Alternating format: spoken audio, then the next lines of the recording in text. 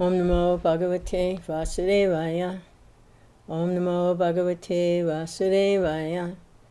Om Namo Bhagavate Vāsadevaya. Srimad Bhagavatam, Canto 5, Chapter 14, Text 24. The enlightenment of Maharaj Parikshit by Sukadeva Goswami. In this section of the discourse, conversation, is the perils and the nature of what goes on in the material world and how distressing it is for the spirit soul who's in ignorance.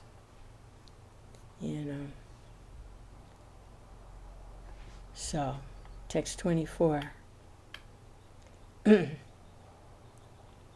Stealing or cheating another person out of his money, glories to Srila Prabhupada.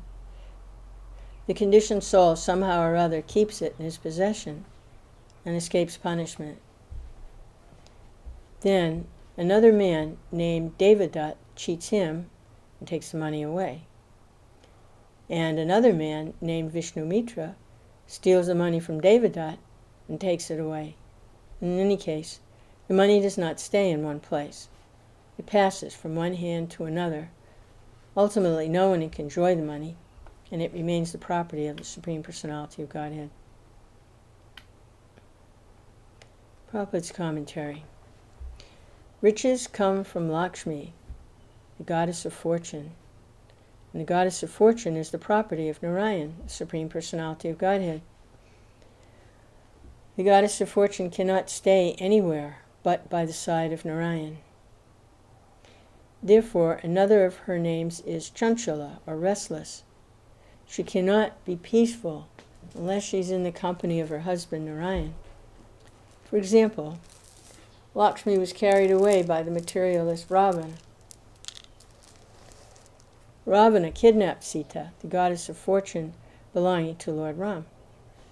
As a result, Ravana's entire family, opulence, and kingdom were smashed, and Sita, the goddess of fortune, was recovered from his clutches and reunited with Lord Ram. Thus, all property, riches, and wealth belong to Krishna. Bhagavad Gita verse 529, Bhoktaram Yagnatapasam, Sarvaloka Maheshwaram. Supreme Personality of Godhead is the true beneficiary of all sacrifices and austerities. He's the supreme proprietor of all planetary systems. Foolish materialistic people collect money and steal from other thieves, but they cannot keep it. In any case, it must be spent. One person cheats another person cheats someone else. Therefore, the best way to possess Lakshmi is to keep her by the side of Narayan. This is the point of the Krishna consciousness movement. We worship Lakshmi, Radharani, along with Narayan, Krishna. We collect money from various sources, but the money does not belong to anyone but Radha and Krishna, Lakshmi Narayan. If money is utilized in the service of Lakshmi Narayan, the devotee automatically lives in an opulent way. However, if one wants to enjoy Lakshmi the way Ravan did, he'll be vanquished by the laws of nature, and whatever few possessions he has will be taken away. And finally, death will take everything away, and death is the representative of Krishna. Seen from the Krishna conscious point of view, it just makes so much sense. Sitting at the feet of the spiritual master and hearing him explain how this works and how these are energies of the Lord, and Lakshmi is the energy of the Lord. She's an expansion of Srimati Radharani, and she is meant for serving Krishna. She is devotional energy, and she's meant for serving Krishna. And when hearing the pure devotee discuss these things, explain it makes perfect sense. But for the conditioned soul, who doesn't have this knowledge and isn't hearing from these sources, Krishna conscious source, hearing from the representative of the Lord, who's simply entangled in their own material desires and being pulled along by their senses, They have no access to this understanding. You see the money, you want it for sense gratification, by hook or by crook. And here Prabhupada says they steal, figuring out ways to cheat and steal the money. They try to enjoy it, but they can't because someone else comes along and steals it from them. But it doesn't belong to any of these people. It's not their energy. This energy belongs to Krishna and is meant for serving Krishna. And that's why Prabhupada says when we keep Lakshmi next to Narayan, then she stays, because that's where she belongs. That's her. That's who she is. She's the eternal consort of Krishna, Lakshmi Narayan, the goddess of fortune. So we're servants. All the living entities, we're all servants of Lakshmi Narayan. And when we see that Lakshmi is there serving Narayan, Radha is there serving Krishna, then it's not like we're left out in the cold somewhere. No, because we're part of Radha Krishna. We're part of Lakshmi Narayan. And so it's the part serving the whole. But when that exploitative, usurping consciousness is there due to ignorance of Radha and Krishna, Lakshmi Narayan, that ignorance is there, and the individual living entity tries to steal, tries to take something that doesn't belong to him, that energy, Lakshmi, devotional personality of devotional service, doesn't belong to the jiva, who's a minute particle of Krishna, a marginal living entity, which means they can become attracted to the external energy of the Lord, or they can become attracted to the divine energy of the Lord. They're in that middle space, just a marginal living entity, minute in quantity. Quality, spiritual. Almost all the attributes and abilities of Krishna, quality-wise. But quantity in very small quantity, minute quantity.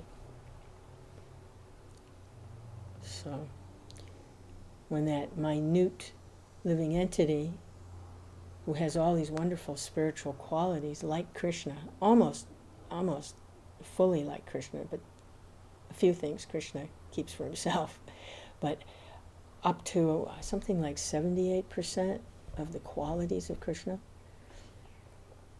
3/4, just about 3/4 of the qualities, spiritual qualities, divine qualities of the Lord, but in very small quantity, forgets how small they are and goes into competition with the Lord. What about me? Then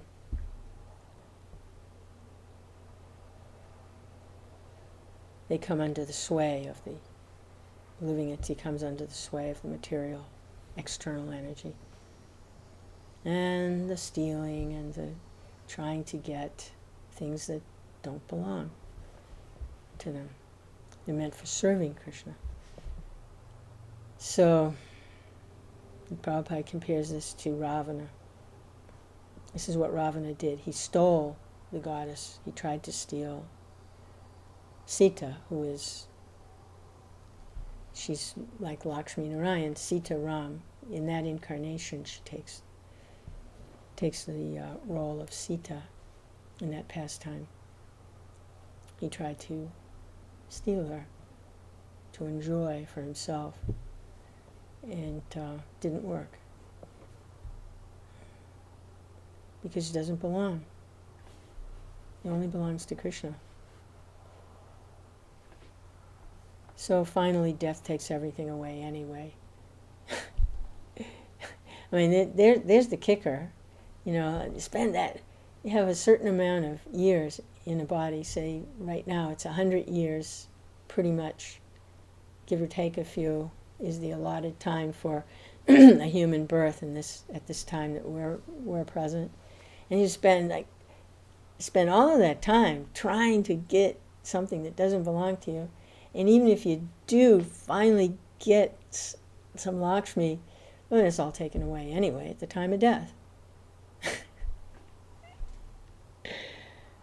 And death is a representative of Krishna. So, blinded, simply blinded by the ignorance of identification with the external energy. Simply blinded.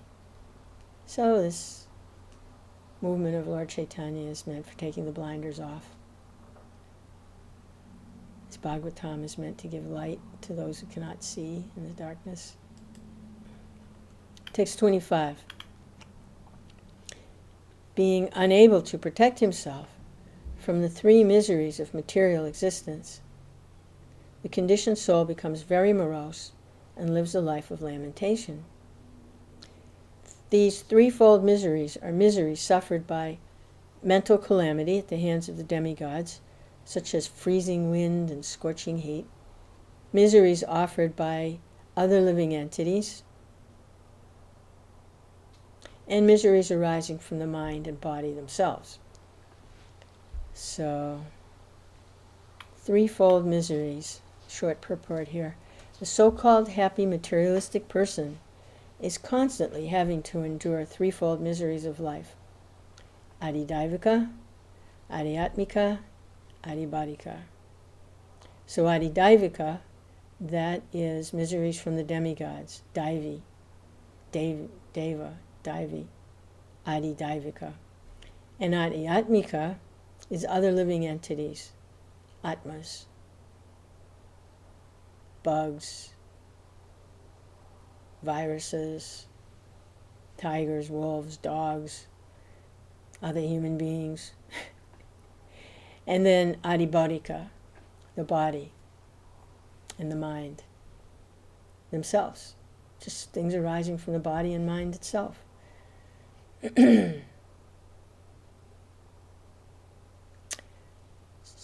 Actually, no one can counteract these threefold miseries. All three may assail one at the same time. Or one misery may be absent and the others present. And thus the living entity is full of anxiety, fearing misery from one side or the other. The conditioned soul must be disturbed by at least one of these three miseries. There's no escape. So you got the tsunami. I mean, what a horrible, horrible catastrophe for all those people. Just recently in Japan, there was an earthquake in the ocean and it caused the tsunami wave. That huge vibration in the ocean caused a giant wave that swept ashore in Japan. It's an island nation. And it just wiped out everything. Just wiped out everything. Everything they built, all their houses, all their cars, the city, everything. Just wiped it, just in a matter of minutes. And people lost their lives, and they lost everything they owned. Just gone. I mean, just the ocean, giant wave. This giant wave of the ocean just was like completely unstoppable. So things like that. Hurricanes, tornadoes. We all know what these forces of nature are. And it's the demigods, freezing wind, scorching heat. And other living entities, bugs, biting, roach infestation, rats getting into the pantry and disturbing the food supply.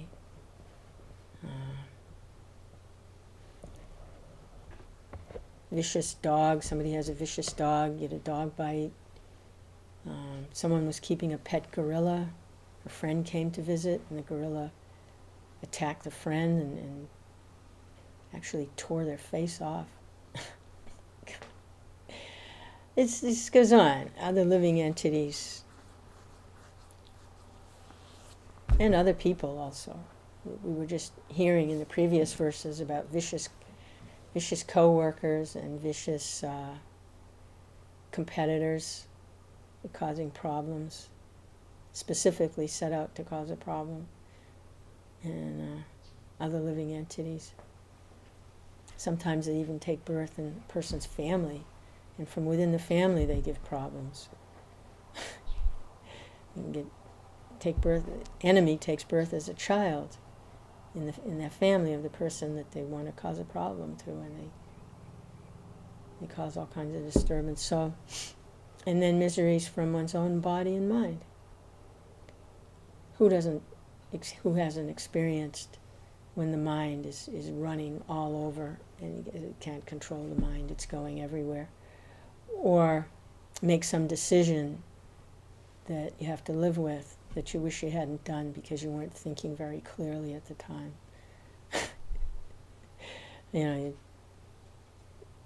Work situation and something comes up and you quit because you didn't think it through what the repercussions were, and then you're in a difficult situation. Or you say something to someone that you shouldn't have said, and then because you couldn't control your mind, and then there's repercussions for that. Ruin a relationship with someone.